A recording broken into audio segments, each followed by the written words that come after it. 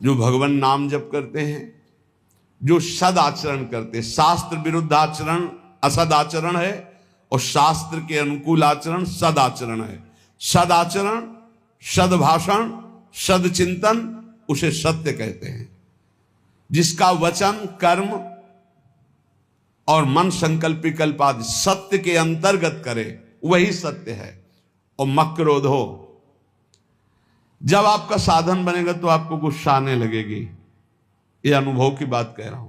जब ठीक साधन बनेगा तो बिल्कुल चिड़चिड़ाहट स्वभाव में आने लगेगी, असहनशीलता। बस इसी को समन कर जाना है सहनशीलता के द्वारा। थोड़ी सी भी बात सहन नहीं होती, वो एकदम क्रोध करने लगता है, क्योंकि उसके अंदर ऊर्जा शक्ति का संचार होता है, पावर बढ़ता है भजन से। और पावर बढ़ता है तो फिर नम्रता के द्वारा, सहनशीलता के द्वारा, तितिक्षा के द्वारा, क्षमा के द्वारा इस पावर को बचाया जाता है, पचाया जाता है। नहीं तो बहुत जल्दी छीन हो जाता है। आप देख लेना, सही भजन चल रहा है, ठीक आचरण है आपके, तो पहला दोष पैदा होगा ये असहनशीलता। अगर बात करें तो एक चिड़चिड़ाहट सी होगी, एक अच्छा नहीं लगेगा। जरा सा कोई गलती कर दे तो एकदम कड़वा स्वभाव, इसको शासन में ले। ये होता है, खुद अनुभव की बात कह रहा हूं, होता है। इसलिए कहा कि गुरुजनों की सेवा, सत्य आचरण, सत्य भाषण, सत्य विचार, और फिर कहा मक्रोध हो, अक्रोध, क्रोध ना करना। क्रोध के बहुत से आपके सामने उपाय भेजे जाएंगे जिससे आपको गुस्सा आ जाए, पर आप गुस्सा न कीजिएगा, नहीं तो आपका जो भागवतिक पावर बना है वो क्षय हो जाएगा। बाबा तो इतनी जोर की बात, उड़िया बाबा कहते हैं कि यदि क्षय करना है किसी को तो गुस्सा दिला दो। किसी के तप को क्षय करना है तो उसे गुस्सा दिला दो, और वो गुस्सा हो गया तो 1 महीने के भजन की ऊर्जा शक्ति क्षीण हो जाएगी। भजन तो नष्ट नहीं होता, लेकिन उससे जो अनुभूति होनी चाहिए वो नहीं होगी। सोचो, साल में 12 बार गुस्सा कर लिए तो बचा क्या आपके पास? इसलिए कौन सी दो रहा है, कहां अनुभूतियां हो रही? सहनशीलता के द्वारा क्रोध का त्याग कर दे, गुस्सा त्याग कर दे। बहुत जल्दी गुस्सा आती, और गुस्सा आते ही मन में प्रतिकूल चिंतन होने लगता है। भजन है और प्रतिकूल चिंतन हुआ, कहीं हो गया तो तुम्हारा भजन रुक जाएगा, तुम्हारा भजन का प्रभाव क्षीण हो जाएगा, आगे भजन की उन्नति नहीं होगी। इसलिए बहुत संभल के किसी से गुस्सा मत करो। और आएगा गुस्सा, माया ऐसे संयोग भेजेगी कि गुस्सा आ जाए, पक्का सहन कर जाओ। बहुत कठिन है सहन करना। अच्छा, आप जा रहे हो, कोई थूक दे आपके ऊपर, अरे 1 बार थूक दे, 2 बार थूक दे, 100 बार थूका एक नाथ जी के ऊपर।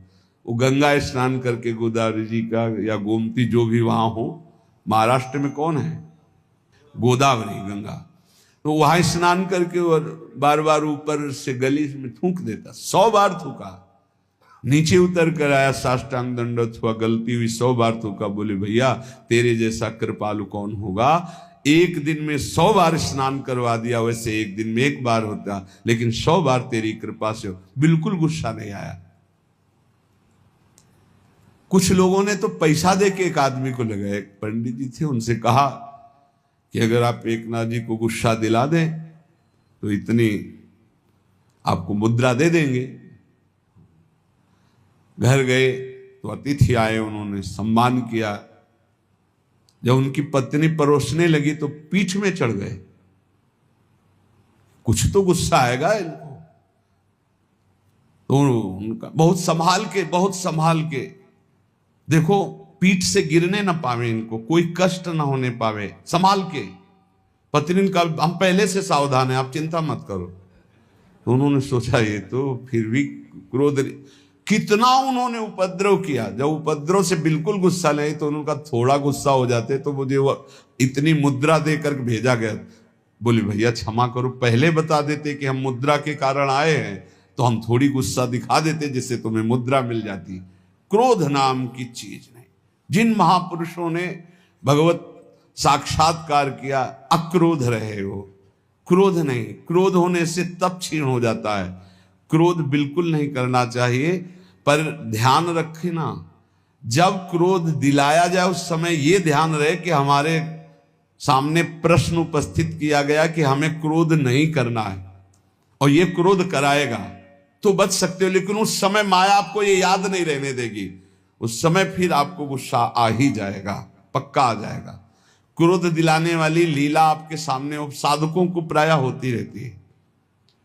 अगल बगल से आसपास से कहीं गुस्सा नहीं करना, शांति से निर्णय करो। तुम्हारी परीक्षा हो रही, तुमको सहनशील बनकर आगे बढ़ना है। और फिर दान में उचर, ये सबके अंदर होना चाहिए। देत लेत मन शंकन धरे, बल अनुमान सदा हित करे। दूसरों को अभय दान से बढ़कर के कोई दान नहीं है, ये सबको ही दे सकता है, सबको करना चाहिए। किसी भी जीव को मन से, वचन से, कर्म से हमारे द्वारा दुख ना पहुंचे, ये सबसे बड़ा दान है, अभय दान इसे कहते हैं। और इस अभय दान को पूर्ण निर्भयता में बदलने के लिए नाम दान है, इससे बढ़कर और कोई दान नहीं। नाम दान, किसी को भी नाम सुनाना। राधा राधा जब हम जोर जोर से बोलते जय जय श्री राधे श्याम, तो सबके कानों में नाम पड़ता है और उस नाम का हमें पुण्य मिलता है, हमारा भजन आगे बढ़ता है। इसलिए जोर जोर से नाम कीर्तन हो रहा है, जहां से आप गुजर रहे हो वहां। और जब कभी कहीं भी बैठे हो, बातचीत हो, तो बीच बीच में अभ्यास बना लो। राधा, अच्छा राधा राधा राधा राधा, अच्छा ऐसे बात करना सीखो। है ऐसे अपने मुरारी भाई हैं, वो जब बात करें राधा राधा राधा राधा, हमें बहुत अच्छा लगता है शुरू से, ये नहीं कि आज से, शुरू से ना। जब कोई बात विनोद की हुई या कोई भी बात हुई या कोई आश्चर्यमय बात, राधा राधा राधा, ये बहुत अच्छा स्वभाव है। हमें लगता है सबको बनाना चाहिए, सत्संग में नहीं, बीच में। हाँ, अब सब शुरू हो गए राधा बीच में, तो ऐसे नहीं। वो जब बात परस्पर हो रही हो तब उस समय राधा राधा, बहुत मंगल। हम उपासक से बात अगर कभी करते तो यही देखते इसने कितनी बार नाम जपा, कितनी बार नाम लिया। प्रारंभ में नाम बोला, एक बार तो नाम आना चाहिए। हनुमान जी विभीषण जी को सौभाग्य क्यों प्रदान कर रहे हैं? अंदर से आवाज आई, राम राम राम नाम तेहि सुमिरन कीन्हा, हृदय हरसि कपि सज्जन चीन्हा, यही सन हठ करी हो पहचानी, साधु ते होय न कारज हानि। ये साधु है। अभ्यास बनाओ, नाम उच्चारण, बात शुरू करने के पहले नाम उच्चारण, बहुत मंगलमयी बात है। दूसरों को नाम सुना दिया, इससे बड़ा कोई दान नहीं। ये चार बातें जिसके जीवन में है वो अपने भजन को बढ़ाएगा, भजन को बचाएगा और भजन को पचा लेगा। गुरु आज्ञा में रहना, सत्य क्रिया, सत्य विचार, सत्य भाषण और क्रोध ना करना, और दूसरों को अभय दान देना, भगवान नाम सुनाना। ये चार बातें बहुत जोर की, जिसमें जीव का परम कल्याण हो जाता है। वेद का सार है सत्य, सत्य का सार है जितेंद्रियता, और जितेंद्रियता का सार है त्याग, वैराग्य उपरति। त्याग, भोगों की इच्छा पर भोगूंगा नहीं क्योंकि भगवत प्राप्ति करनी। वैराग्य, भोगने की इच्छा ही नहीं रही। उपरति, भोग ही है, ऐसी वृत्ति ही खत्म हो गई। ये है संपूर्ण वेदों का सार। जो न्याय युक्त कार्य हो, जिसको महापुरुषों ने किया है, जिसका विधान किया, वही कार्य किया जाए, मनमानी कोई कार्य ना किया जाए।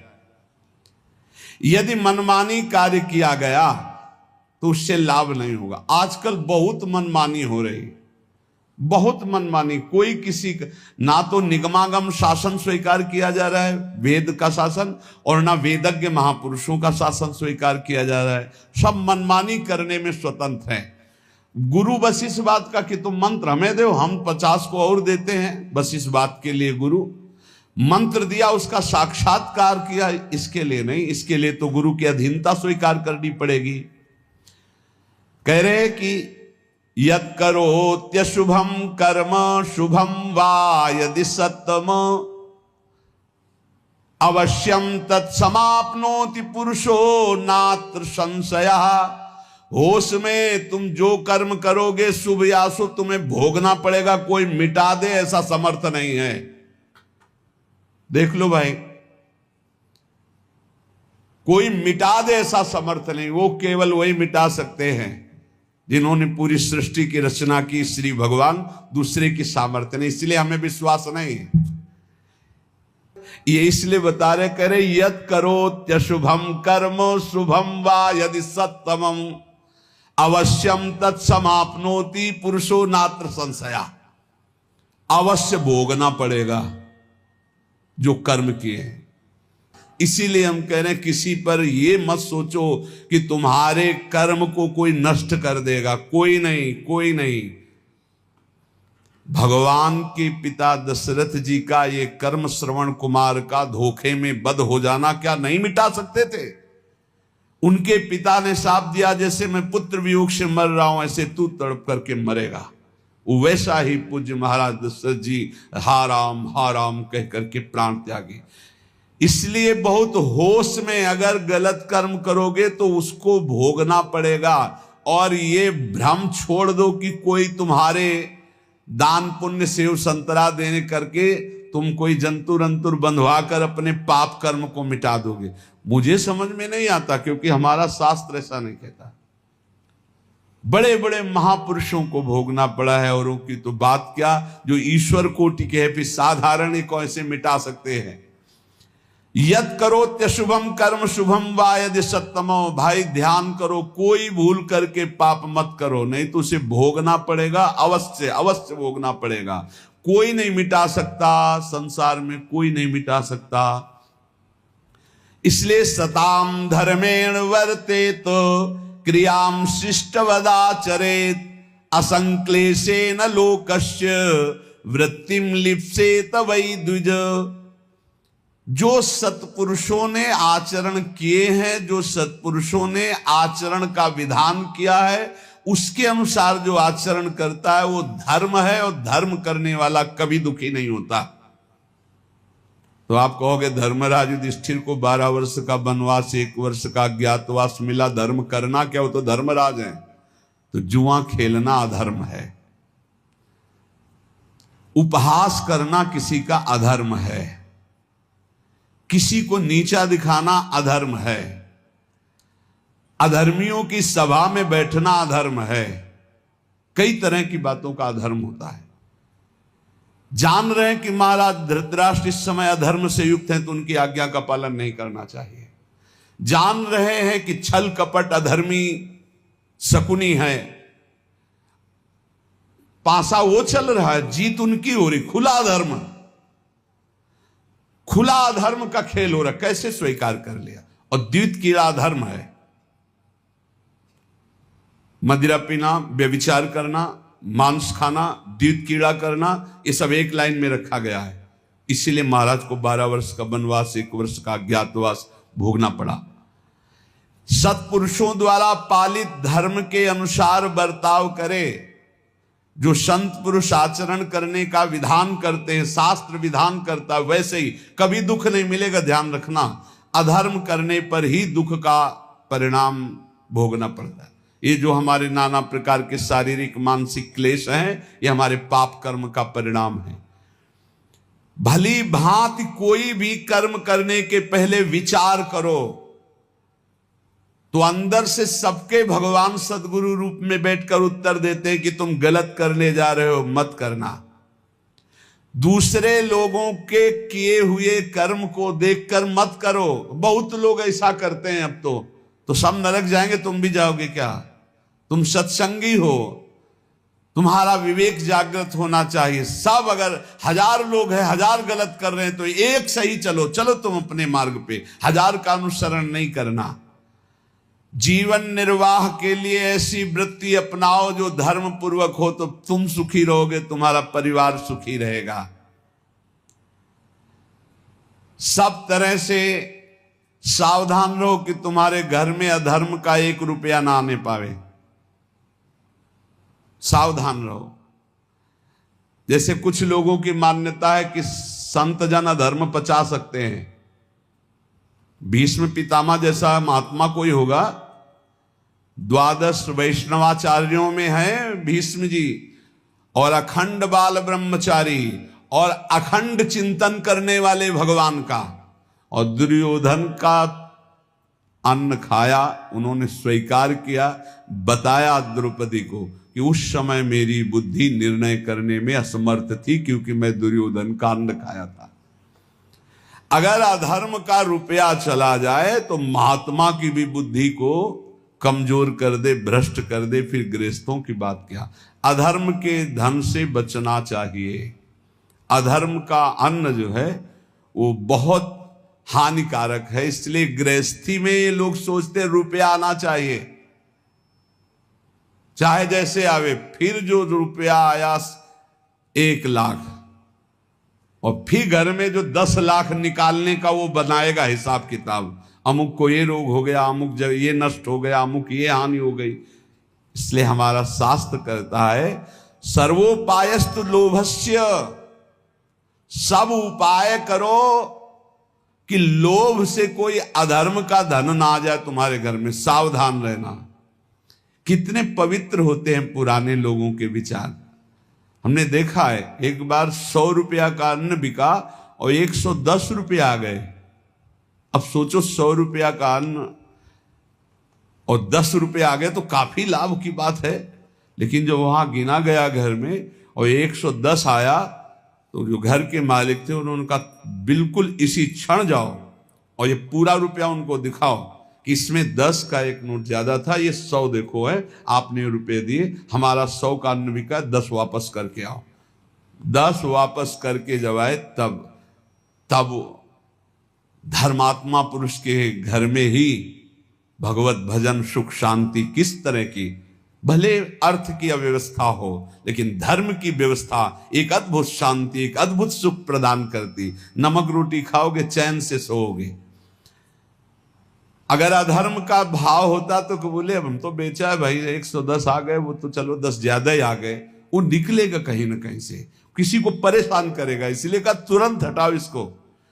ये बात सत्संग में बैठा लीजिए, गृहस्थी में जो आप जन है या जो भगवत मार्ग में भी है, अधर्म का धन किसी को भी चैन शांति नहीं लेने देगा, तत्कालिक लगेगा।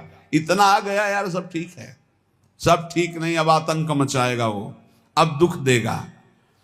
इसलिए उपाय करना चाहिए अपनी इंद्रियों को पावन करने वाले तप का। उपाय करना चाहिए किसी भी तरह से हमारे घर में अधर्म का धन ना आवे, इसका उपाय करना चाहिए। भवसागर समुद्र से इससे पार होने का, भगवत प्राप्ति का, क्रूरता का जो अभाव, परम धर्म का आचरण, उत्तम व्रत महापुरुषों द्वारा आचरित और सर्वोत्तम ज्ञान, इस समस्त पापों का नाश कर देता। सर्वोत्तम ज्ञान भगवान श्री कृष्ण चंद्र जो गीता जी में कहते हैं, हे अर्जुन, यदि तुम ज्ञान को प्राप्त हो जाओ तो तुम्हारे सारे के सारे जन्म जन्मांतर के पाप नष्ट हो जाएंगे। अपि चेदसि पापेभ्या सर्वेभ्या पापकृतमः सर्वं ज्ञान प्लवेनैव ब्रजिनम संतिष्यसि। अगर तू सब पापियों में भी अधिक पापी है तो भी तू ज्ञान के द्वारा निसंदेह संपूर्ण पाप समुद्र से अच्छी तरह तर जाएगा, पक्की बात है। अपि चेदसि पापेभ्या सर्वेभ्या पापकृतमः। पाप करने वाले की 3 श्रेणियां होती हैं। एक होती पापकृत, मैंने पाप किया, पाप करने वाला, और एक होता है पाप कृत्तर, 2 पापी, उनमें से एक अधिक पाप करने वाला। तीसरा होता है पाप कृतम, समस्त पापियों में सबसे बड़ा पापी। तो भगवान कह रहे पाप कृतमः, यदि तू सबसे बड़ा पापी है और तू ज्ञान प्राप्त कर ले तो तू सारे पाप से मुक्त हो जाएगा। भगवान का एक कथन सबको आश्वासन देता है। जो प्रश्न करता बोलते हैं मैं बड़ा पापी हूं, क्या मेरा भी उद्धार हो जाएगा। तो भगवान यहां कह रहे अपिचेदस्य पापेभ्यः सर्वेभ्यः पापकृतमः। पापकृतमः माने सबसे बड़ा पापी। यदि तू सब पापियों में भी सबसे बड़ा पापी है तो तू भी ज्ञान के द्वारा निष्पाप हो जाएगा।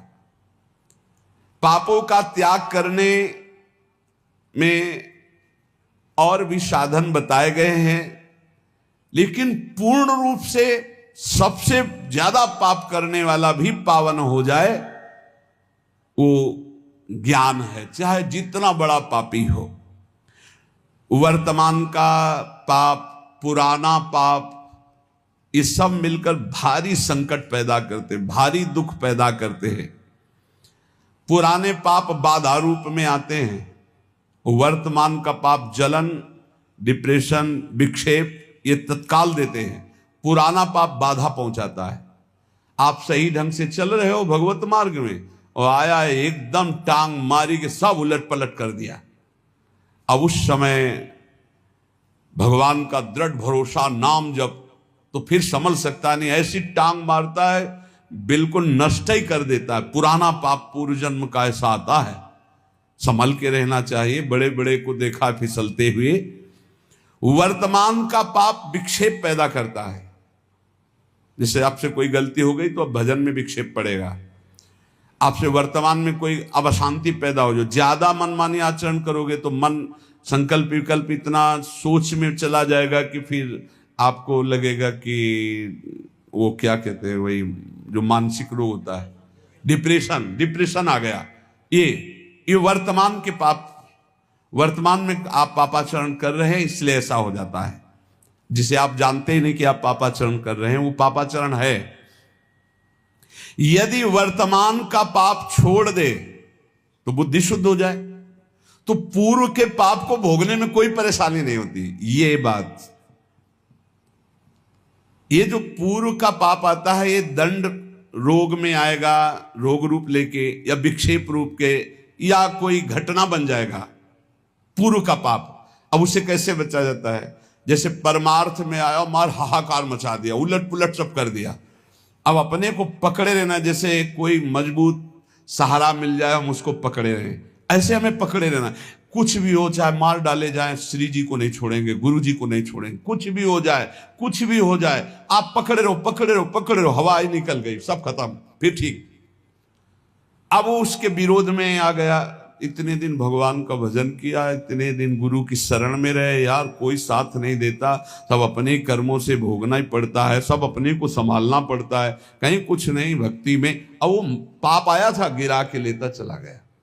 पूर्व का पाप वर्तमान का यदि पाप नहीं है तो कुछ नहीं बिगाड़ पाएगा, और वर्तमान में यदि पाप है तो वो पहले ही बुद्धि को मलिन किए हुए पूर्व का पाप आके आपको नष्ट कर देगा। यदि इस बात को समझो कि 100 वर्ष से घना अंधेरा है और वहां एक दिया सलाई खींच दी गई तो अंधेरा नष्ट होगा ना, जितनी जगह में प्रकाश है। ऐसे ही ज्ञान जो है अनंत जन्मों के पापों को तत्काल नष्ट कर देता है। चेत भगवान कह रहे ऐसा पापी जो सब पाप खूब किए हुए है, स्वयं परमात्मा में तो कभी लग नहीं सकता। पापी आदमी कभी नहीं लग सकता, परंतु लग ही नहीं सकता ऐसी बात नहीं है, स्वयं से नहीं लग सकता। पाप करने वाला स्वयं से भगवान में नहीं लगता। कैसे लगता है?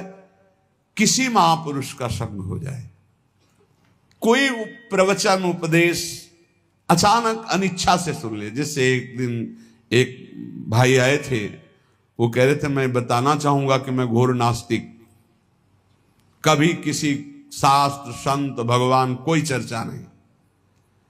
पर एक दिन ऐसे ही कर रहा था तो आपका प्रवचन आया, देखे क्या नाटक हो रहा है, और खोला, बोले उस दिन से फंस गए, आज तक हम मुक्त ही नहीं हो पा रहे हैं। अब तो और कुछ देखना ही नहीं रह गया, अब तो बस इंतजार रहता है कब सत्संग पढ़े, कब एकांतिक पढ़े। बदल गया, जीवन बदल गया।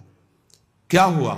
भगवत शब्द कान में गए, जीवन का परिवर्तन कर दिया।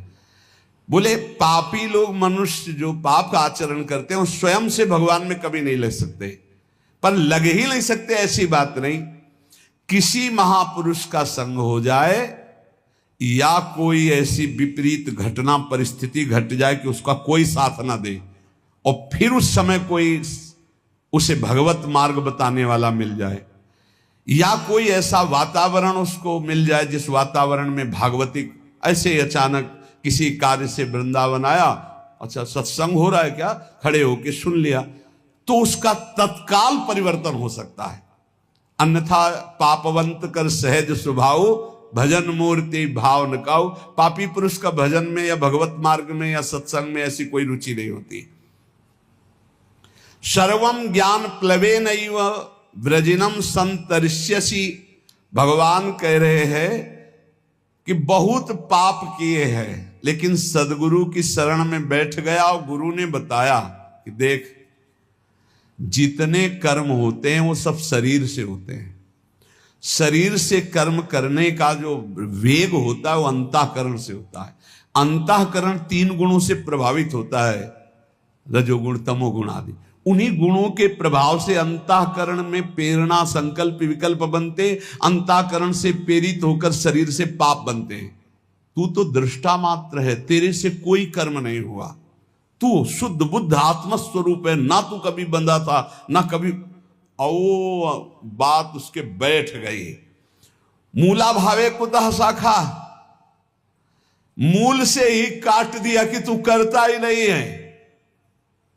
जे ही गुरुजनों ने ऐसा उपदेश किया तो स्वतः सिद्ध ज्ञान स्वरूप जीवात्मा है, जो भगवान का अंश है वो ज्ञान स्वरूप है। जे ही उसको ये ज्ञान हुआ कि अरे मैं तो बड़ा भ्रम से फंसा हुआ था, अब तो शरीर से पाप होने नहीं देंगे और अंतःकरण में कोई पाप संकल्प बनने नहीं देंगे, क्योंकि अभी तक मैं समझ रहा था कि मैं ही करता हूं। अरे ये तो अंतःकरण गुणों से प्रभावित होकर गुणानुगुण वर्तन्ते मनुष्या पार्थ सर्वसा। अब नहीं, अब इस नौका में कोई छेद नहीं, ज्ञान रूपी नौका में बैठ गया। गुरु रूपी खवैया ने ऐसा डांड मारी कि भंवर से नैया पार हो गई। एक भी उसे पाप का फल नहीं भोगना पड़ेगा। ये ज्ञान का बहुत, मैं शुद्ध बुद्ध आत्म स्वरूप हूं, ये जहां बोध हुआ, पर इसके लिए बस ये कि कोई घटना घटे उसके जीवन में, किसी संत की शरण में आ जाए या कोई सत्संग का ऐसा मिले जिसके आकर्षण होकर संत की शरण, बिना किसी महापुरुष के शरण में हुए ये ज्ञान तो हो ही नहीं सकता। और अगर ज्ञान हो जाए तो भगवान कह रहे हैं अपि चेदसि पापेभ्यः सर्वेभ्यः पापकृतमः सर्वं ज्ञान प्लवे नैव व्रजिनम संतरिष्यति। वास्तविक आप सच्ची मानिए, पाप कैसे नष्ट हो जाते हैं। जैसे स्वप्न में हमने 500 कत्ल किए, तो जब जगे तो ना भागवतिक पाप लगेगा और ना भारतीय संविधान में दंड दिया जाएगा कि स्वप्न में तुमने 500 कत्ल किए, चलो तुम्हें फांसी की सजा होगी। कभी ऐसा नहीं हो सकता। ऐसे ही उमा का हूं मैं अनुभव अपना, सत हरि भजन जगत सब सपना। जब ज्ञान हो जाता है तो जैसे स्वप्न का कहीं भी दंड नहीं मिलता, ऐसे ही जागृत अवस्था का किया हुआ कुछ भी कर्म उसको बंधन में नहीं डाल सकता, सब भस्म हो जाते हैं। भगवान की जो भक्ति है, इन्हीं के पुत्र का नाम ज्ञान है। ज्ञान वैराग्य भक्ति के पुत्र है ना। शुद्ध ज्ञान होता है भगवान के चरणों से चित्त जोड़ने से, नाम जप करने से। अगर भगवान का भजन ना हो तो शुद्ध ज्ञान नहीं हो सकता।